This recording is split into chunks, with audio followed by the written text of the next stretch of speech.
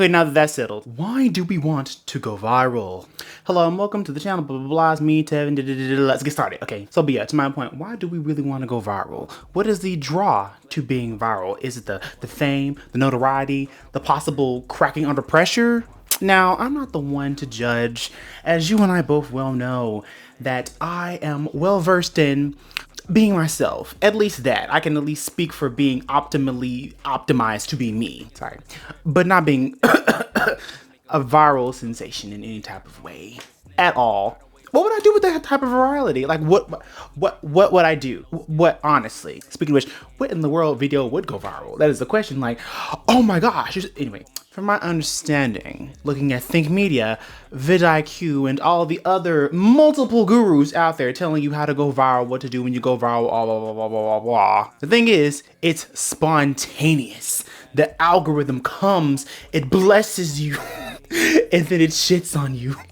Or you, I don't know, or you, some other third thing that's involved. But whatever it is, it grabs attention and eyes. Both pairs, not the other pair. Some people don't actually have the other. Anyway, it's always spontaneous. In the moment, it's alive, it's here, it's there, it's for everyone. And not everyone handles virality well. As you well know, let me see, a good instance, what was that? Oh, the iPhone store girl. Well, back in the day, well, now she's a grown woman with like 2 to 3 kids, 3.5, I don't know. I think she got a kid taken from her. Anyway, she went viral a long time ago.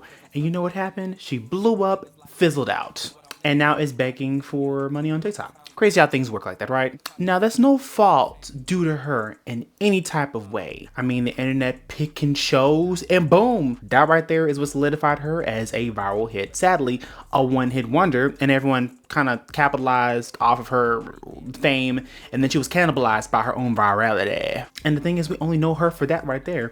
I think the most worst thing you could do is go viral, because once you go viral and you don't have a plan to actually capitalize on that thing, like, what's up, a haktua, you know, girl, she may be doing her rounds right now for all I know. I mean, and I know that she doesn't want to be known for that alone. No one wants to be known for the one thing they go viral for, because it just happens, you know. It just happens. You're caught up in the moment and things happen, and then next thing you know, you're in your 30s, you did something when you were 19, and next thing you know, yeah, that's following you forever. Well, the internet is forever, at least for now. I think we got like 40 years until like the world's going to be like, you know, in the point of global burning instead of boiling. But you know, I'm an optimist.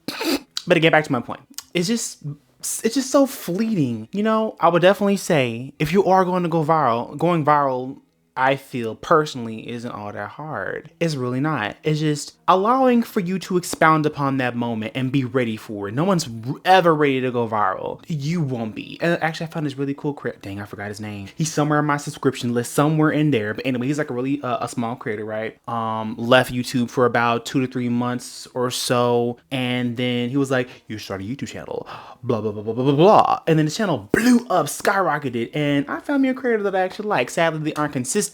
And I don't even know their name, even their creator name. I don't know anything about them, but still, they had their viral moment and it didn't capitalize on it. And I really hate that for them, because I feel like and they're a really good storyteller. They're a great storyteller.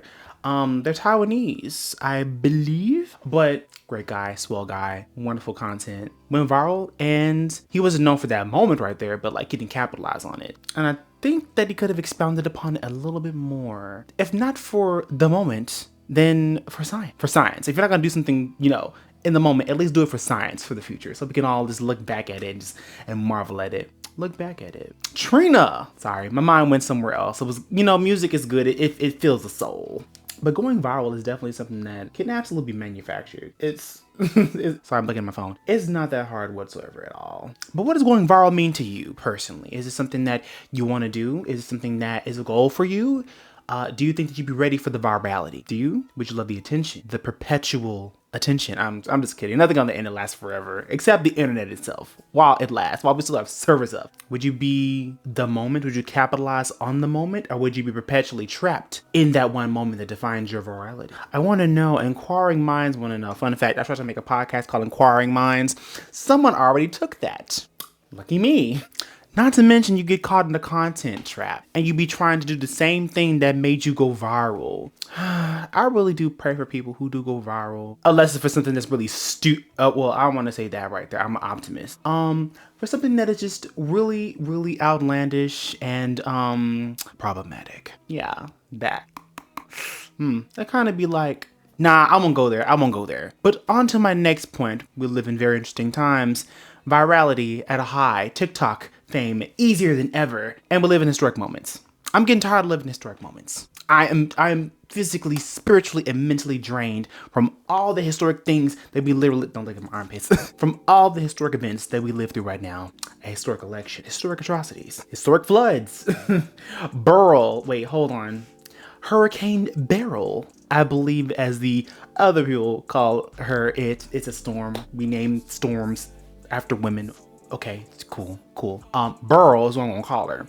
Lived through Beryl, lived through Harvey, lived through Katrina, all those times. If you were even born around that time, granted. Oh my gosh, just listen to the scientists. People listen to the scientists. But I'm getting tired of living through a whole bunch of historic things. I mean, I'm glad we don't live in boring times, but everything's kind of like, well, when it comes to television, everything is boring now because everything's regurgitation and a reanimation, a recreation of something that's already been done. Again, they say nothing's new under the sun, but like, here we are in 2024. And I do really want to blame the guy who made Ford. What's his name? Henry Ford. May he burn in hell.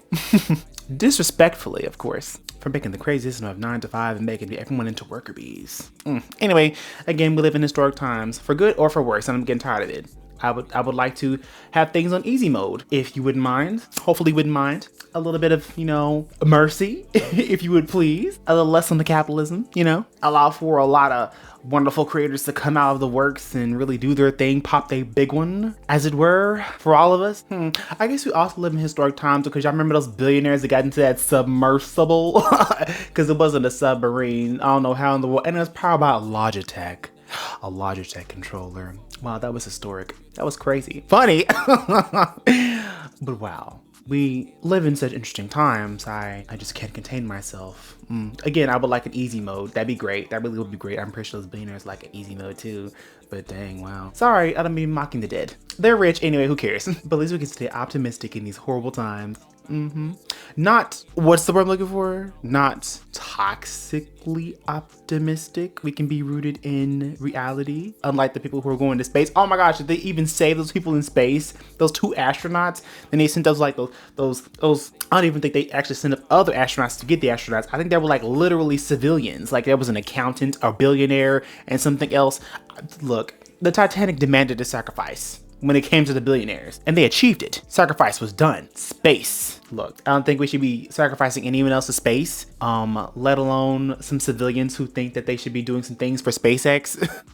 By the way, SpaceX, you probably need to get stuff recalibrated and don't be sending civilians into space. Even if they have money, send professionals, if you would. Also, don't get a Cybertruck. That thing is dead. As I said in my shorts, it's a geometric coffin. I won't get into anything else more than that. Anyway, but yeah, this has kind of been a little bit everywhere, but we live in historic times. And how would you deal with going viral?